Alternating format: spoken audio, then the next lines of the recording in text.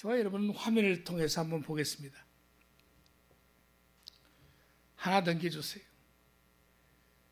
자, 저 산타크로스 할아버지 같은 수염이 긴 할아버지가 계셨답니다.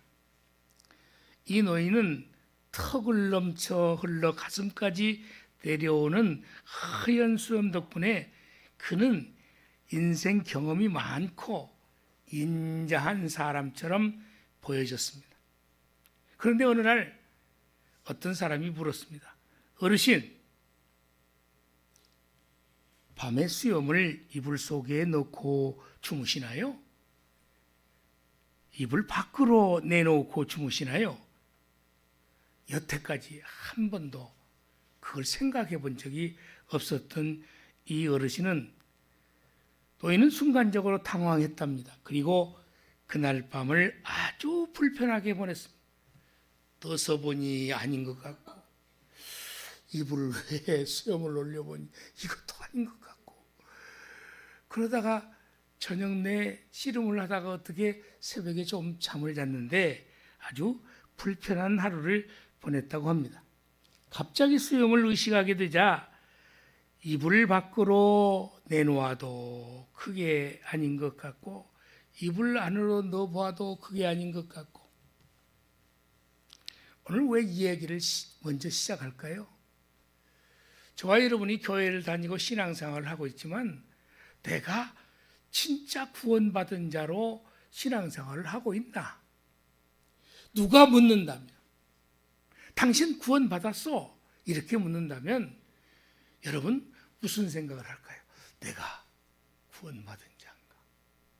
내가 구원받지 못하고 이렇게 헤매고 있는 자인가? 오늘 말씀은 구원받은 자의 생활입니다. 구원받은 자라면 어떤 삶을 살아야 마땅한 것일까? 특별히 사순절을 맡고 있는 사랑하는 성도 여러분, 저와 여러분은 어떤 삶을 지금 살고 있다고 생각하십니까? 오늘 구원받은 자의 생활을 본문에서 세 가지 정도를 추려서 말씀을 드리고자 합니다. 첫째, 너희가 나그네로 있을 때를 두려움으로 지내라 말씀하세요. 너희가 나그네로 있을 때, 오늘 포인트는 저 파란색 글씨입니다. 두려움으로 지내라. 이 말이 무엇을 의미할까요? 우리 성경에는 경외하다는 단어가 있습니다. 공경경자에다가 두려워할 위자입니다. 이게 경외라는 단어예요. 하나님을 경외하라. 이 말은 하나님을 공경하면서 하나님을 두려움으로 늘 가슴에 모시고 살아야 된다. 오늘 본문 17절 말씀을 보실까요? 의모로 보지 않고 각 사람의 행위대로 심판하시느니 그게 누구예요? 하나님.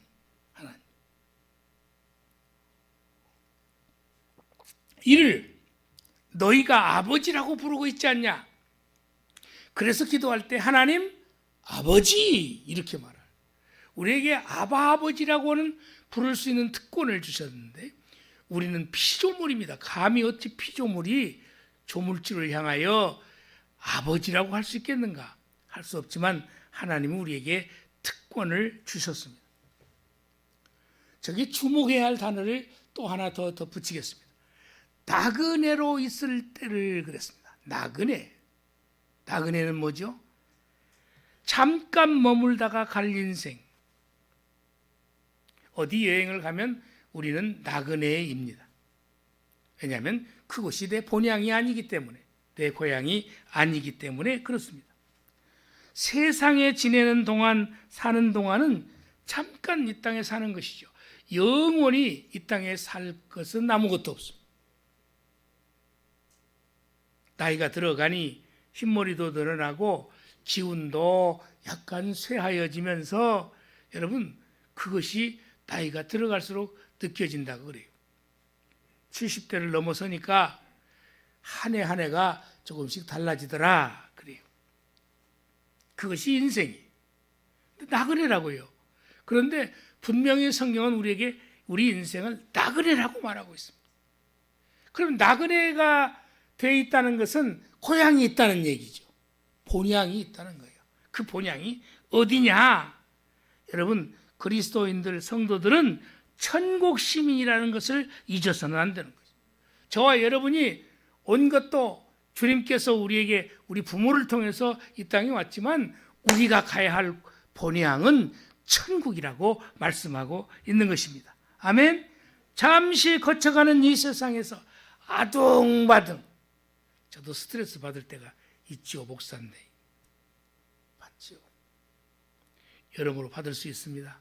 그런데 가만히 돌이켜 생각해보면 그렇게 한다고 해서 해결될 일도 아니고 하나님 나라에 갈 우리 인생들인데 이 땅에서 영원히 살 것처럼 영원히 살 것처럼 그런데 세월은 우리를 기다려주지 않습니다. 그냥 세월이 가지 않습니까? 성도 여러분의 신분은 잊어서는 안 됩니다. 나는 이 땅에 잠시 왔다 갈 나그네다. 할렐루야. 나는 나그네예요. 나그네. 나는 잠시 있다가 갈 나그네이고 나는 천국 시민권자다. 나는 천국 시민권자야. 이 의식을 가지고 사는 것이 대단히 중요합니다. 그래서 이 땅에 사는 동안에 하나님을 경외하는 삶을 살아야 돼. 왜? 우리가 가서 배워야 할 곳은 저 하늘나라 하나님 편으로 가야 되기 때문에 그래요. 빌립보서 2장 12절 말씀을 우리가 화면을 통해서 보시겠습니다.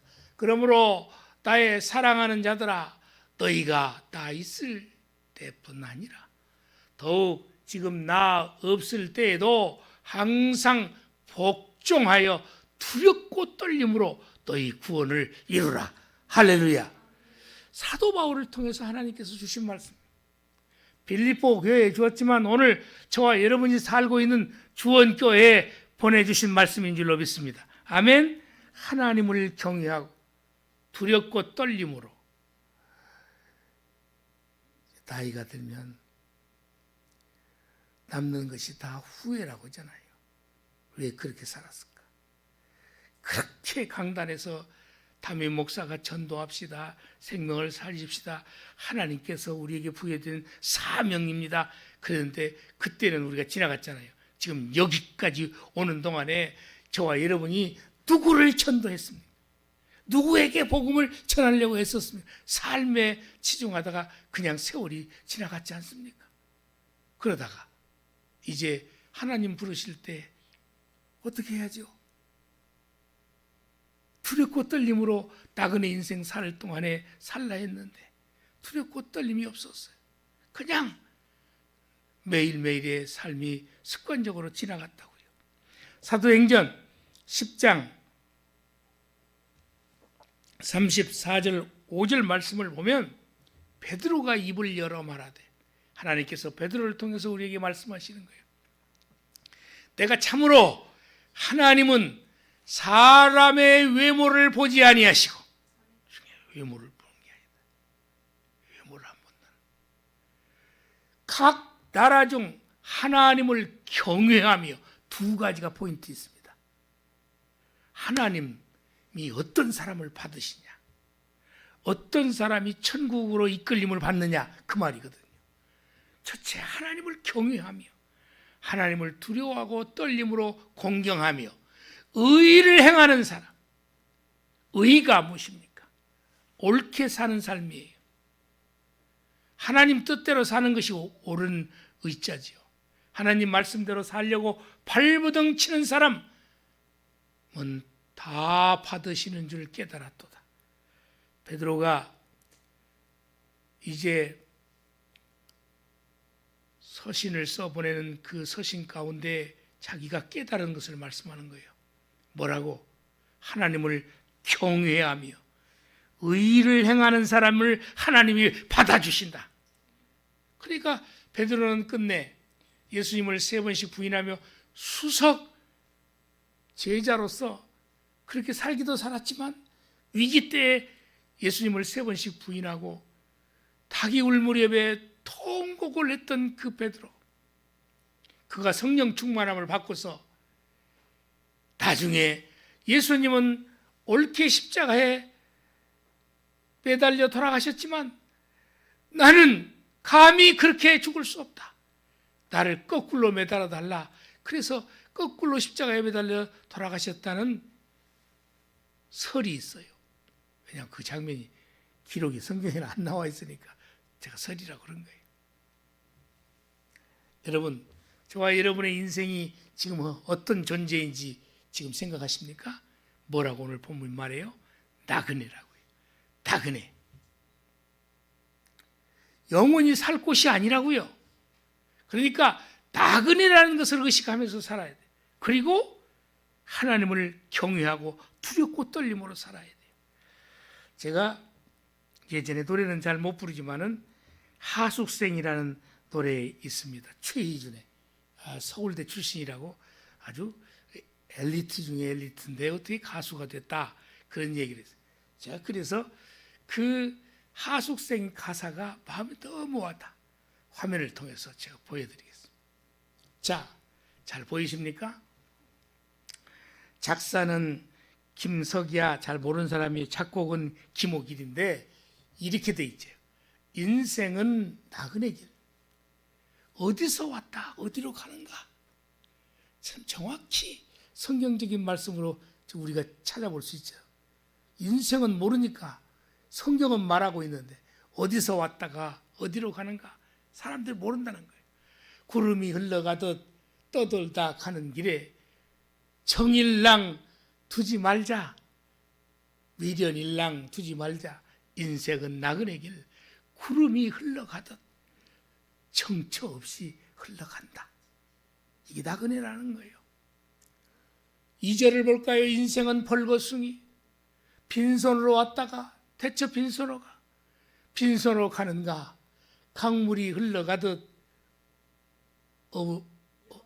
여울져 가는 길에 정일랑 두지 말자인데 미련일랑 두지 말자. 자자가 빠졌군요. 인생은 벌거숭이. 강물이 흘러가듯 소리 없이 흘러간다.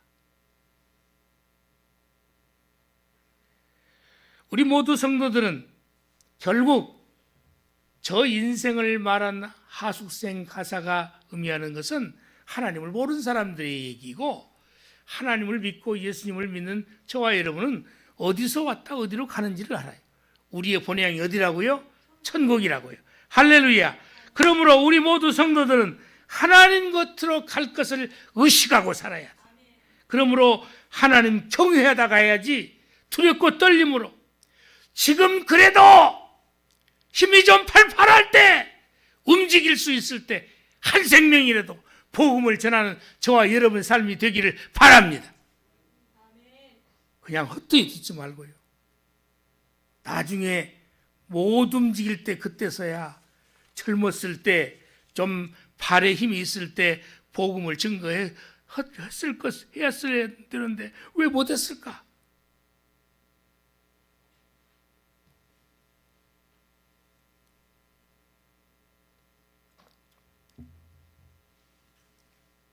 후회는 남기 마련이지만 그 후회를 최소한으로 하는 것이 너무도 중요한 것이죠. 구원받은 자의 생활, 첫째는 하나님을 경외하는 삶을 살고 있는 자가 구원받은 자의 모습이고 생활이다 이 말이죠. 두 번째는 대속함을 받은 것은 그리스도의 보배로운 피로 된 것이라, 이렇게 말해요.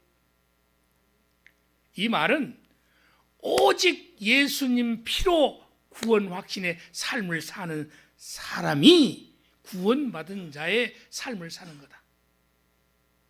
오직 예수님 피로 나는 구원받았다. Only Jesus. 오직 예수님 피로 나는 구원받았다. 할렐루야. 이 확신을 가지고 사는 사람이 구원받은 자의 생활이라는 거예요. 저와 여러분은 어떻습니까? 오늘 18절, 19절 말씀을 보실까요? 너희가 알거니와 너희 조상이 물려준 헛된 행실에서 대속함을 받은 것은, 대속함이란 우리의 죄를 대신 예수님이 갚아주셨다. 그러므로 구원받았다는 말과 일치되는 말입니다. 대속받은 것은 은이나 금인같이 없어질 것으로, 저것 은과 금은 같이 있는 것이지만 저건 없어질 것인데 그것 된 것이 아니요. 19절, 오직 흠없고 점없는 어린 양 같은 그리스도의 보배로운 피로 된 것이니라. 할렐루야. 아멘. 저와 여러분이 예수의 피로 구원받았음을 확신하십니까? 그렇다면 구원받은 자답게 우리의 삶을 영위해 가야 할 것입니다. 이것은 확실히 믿고 신앙생활을 하느냐 그렇지 않느냐에 따라서 삶의 태도가 달라. 두렵고 떨림으로 주를 경외하고 내가 이 땅에 사는 동안에 잠시 있다 갈 것인데 나를 예수님의 피로 구속시켜 주신 하나님, 그 예수를 전하라고 마가복음 16장 15절에서 온 천하에 도로 다니면서 복음을 증거하라 했는데 지금 나는 무엇을 하고 사는 것일까? 지금 뭐 하고 있나? 교회 자리 메우기 위한 전도가 아니라 정말 영혼을 사랑해서, 너무 영혼을 사랑해서 복음을 증거하고 싶은 마음이 속에서 우러나야 될 줄로 믿습니다. 이 땅에 예수님이 오시면서 우리에게 주신 말씀이 뭘까요? 마태복음 20장 28절의 말씀을 봐요. 인자가 온 것은, 인자는 사람 인자예요. 저기 어질 인자가 아닙니다. 왜 그러냐? 예수님이 신이시지만 사람으로 왔다 그 말이에요. 그래서 인자라 그래. 인자가 온 것은 섬김을 받으려 함이 아니라 도리어 섬기려 하고 자기 목숨을 많은 사람의 대속물로 주려 함이니라. 할렐루야. 이 땅에 오신 목적이 대속물로 우리의 죄를 대신 갚아주기 위해서 오셨다는 거예요. 19절 봐요. 그러면서 이렇게 이어서 히브리서 9장 12절 보겠습니다. 염소와 송아지의 피로 하지 아니하고, 이건 구약시대에 죄사함 받는 방법이었습니다. 해마다 염소와 송아지의 피로 하지 아니하고 오직 자기의 피로, 예수님의 피로 영원한 속죄, 일시적인 것이 아닙니다. 해마다 해야만 되는 일이 아닙니다. 한번 그 예수님을 믿고 구원받으면 영원한 속죄를 우리에게 이루어 주시는 거예요. 속죄를 이루사 단번에 성소에 들어가셨느니라. 할렐루야. 이렇게 말씀하고 계시지 않습니까? 베드로전서 오늘 본문이 있기도 한데 2장 24절의 말씀에 뭐라고 말씀하시냐? 친히 나무에 달려, 이 말을 다른 말로 바꾸면 친히 십자가에 달려 그 몸으로 우리의 죄를 담당하셨으니, 주님이 우리의 죄를 담당하셨대요. 이는 우리를 죄에 대하여 죽고, 죄에 대하여는 죽고 의에 대하여는 살게 하려 하심이라. 할렐루야. 천국은 누가 갈 수 있다고 그랬습니까? 의인만 갈 수 있다. 우리가 의인이 아니라 죄인인데 어떻게 갈 수 있어요? 예수 믿고 의인이라 일컬음을 받는다 했잖아요. 이신칭의. 그래서 그 예수를 믿는 것이 구원의 길이에요.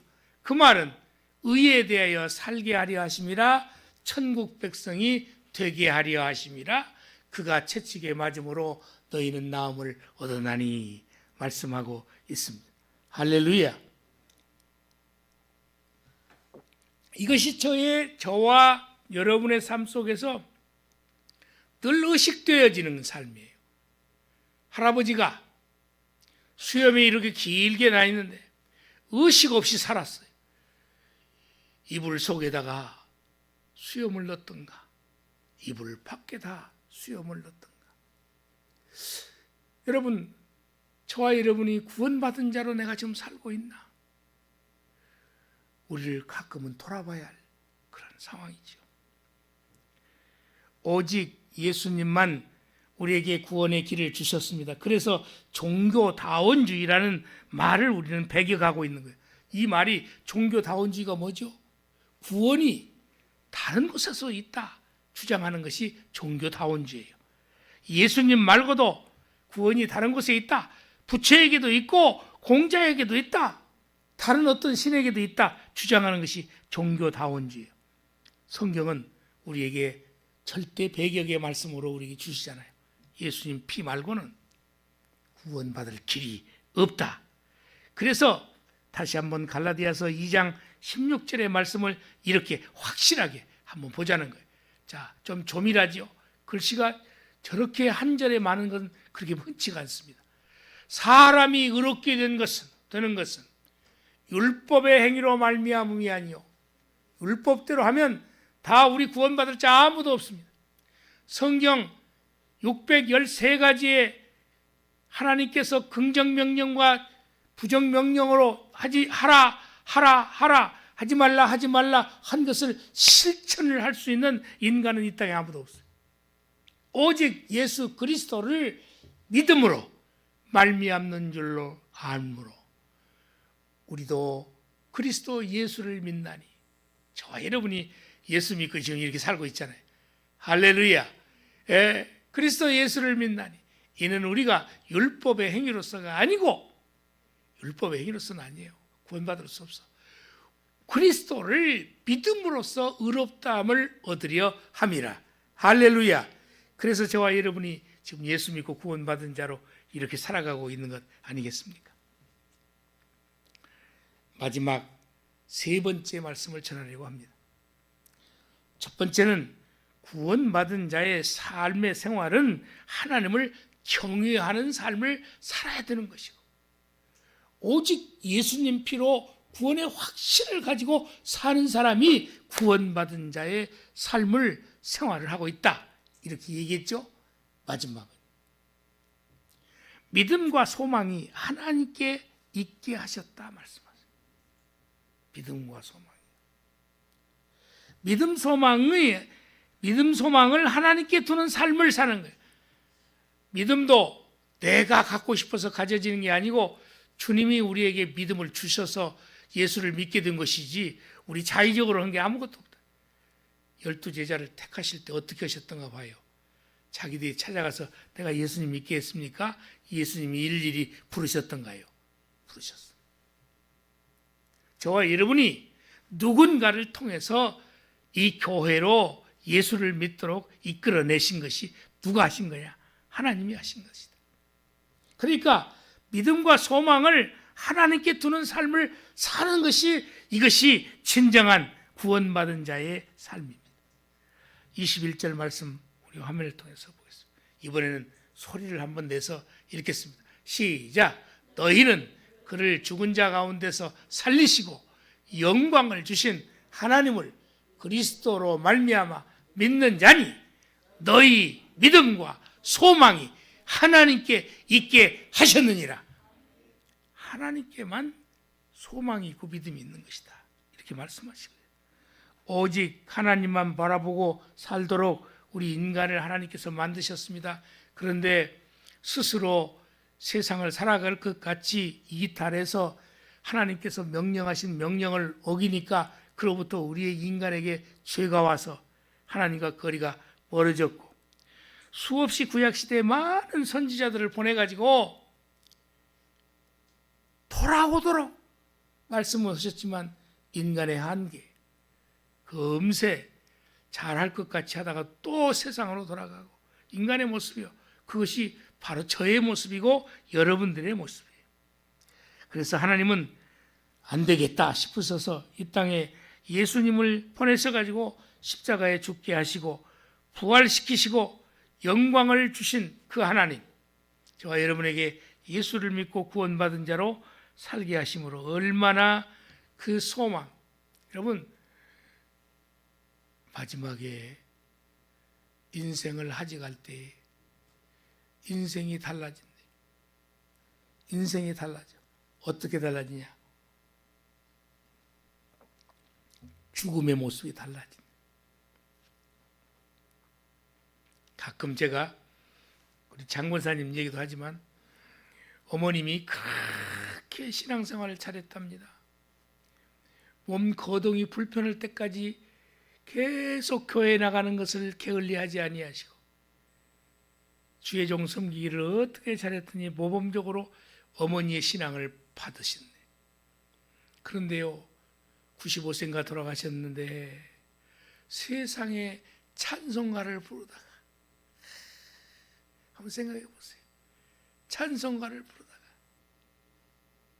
돌아가셨다. 예수님이 옆에 오셨대야. 저런 신앙을 물려받으니까 자자손손 신앙이 계승이 돼서, 우리 유근이가 7월 8일 날 화요일 날 군에 입대합니다. 다음 주에는 4월 8일 날 성경을 준비해서 뜨겁게 기도하고 가서 사탕 사 먹으라고 용돈도 좀 하나 주면서 군회를 보내야 될 텐데요. 할머니를 어떻게 옆에서 털 옆에 팔을 잡고 교회를 그렇게 나오잖아요. 사랑하는 성도 여러분, 소망을 어디다 두시겠습니까? 세상이요? 아이고, 세상 둘 거 없습니다. 세상에 믿을 것도 없고요, 사람 믿다가 실망하는 일이 얼마나 많은데요. 물질 믿다가 생각지도 않은 일에 물질이 꼬여서 고통당하는 일이 얼마나 많은데요. 하나님을 더 바라보고 하나님을 의지하면서 살아야지. 디모데전서 1장 1절에서 디모데에게 서신을 써보내는 바울의 서신 가운데 이런 말씀이 있어요. 우리 구주 하나님과 우리의 소망이신 그리스도 예수. 소망이 어디 있어요? 예수님께 있어요. 명령을 따라 그리스도 예수의 사도된 바울은 전제가 있어요. 전제가. 우리 구주 하나님과 우리의 소망이신 그리스도 예수의 명령을 따라 그리스도 예수의 사도된 바울은 철저히 자기의식을, 내가 어떤 존재라는 것을, 구원의 확신을 가지고 말하는 사도 바울의 모습을 볼 수 있잖아요. 시편 42편 5절의 말씀입니다. 아까도 광고 때 읽었습니다마는 제가 읽어드리겠습니다. 내 영혼아, 네가 어찌하여 낙심하며 어찌하여 내 속에서 불안해하는가? 너는 하나님께 소망을 두라. 그가 나타나 도우심으로 말미암아 내가 여전히 찬송하리로다. 할렐루야. 시편 146편 5절을 마지막으로 읽으면서 마무리를 할 텐데요. 자, 야곱의 하나님을 자기의 도움으로 삼으며 여호와 자기 하나님에게 자기의 소망을 두는 자는 복이 있도다. 할렐루야. 하나님에게 자기의 소망을 두는 게 가장 복 있는 자의 삶이라고 시편 기자를 통해서 우리에게 말씀하고 있지 않습니까? 아멘. 믿음의 대상은 하나님이십니다. 우리가 사람을 믿어서도 되지 않고 또 사랑을 해줘야 할 대상도 사람이지, 사랑받기를 고대해서는 안 되는 것도 사람입니다. 사람은 믿음을 어디에 두어야 되냐? 하나님께 두어야 돼. 하나님이 주신 그 믿음을 붙잡고, 낙심의 연속은 세상 속에서 느끼면서 체험하면서 살겠네요. 그걸 잘 극복할 수 있는 방법은 하나님을 바라보는 것이죠. 소망을 하나님께 두어야 합니다. 세상 모두 썩어질 것들이고 세상에서 소망을 두는 것은 우리에게 낙심을 주고 낭망을 주는 것들이라는 것을 우리는 알아야 됩니다. 우리 인생은 나그네 인생. 마무리 결론 맺겠습니다. 구원받은 자의 생활은, 삶은 어떠해야 되는가? 하나님을 두렵고 떨리는 마음으로 경외하는 삶을 살아야 됩니다. 할렐루야. 진짜 그래요. 세상 거 의지할 거 없어요. 오직 예수님의 피로 구원 확신을 갖고서 당당하게 살아가야 돼요. 나는 이 땅에 잠시 살지만 예수의 피로 나는 천국 생명이다. 나는 천국 시민권자다. 그러니 뭘 두려울 거 없다. 어차피 인생은 한 번 죽는 것인데. 죽잖아요. 누가 안 죽을 사람 누가 있어요? 다 죽습니다. 믿음, 소망은 하나님께 두는 삶을 살아서 이 땅의 것을 믿어서 이 땅의 것에 소망을 두다가 낙심하고 괴로워하지 않도록 하나님께 소망을 두는 삶을 사시기를 축원합니다. 기도하겠습니다. 하나님 아버지,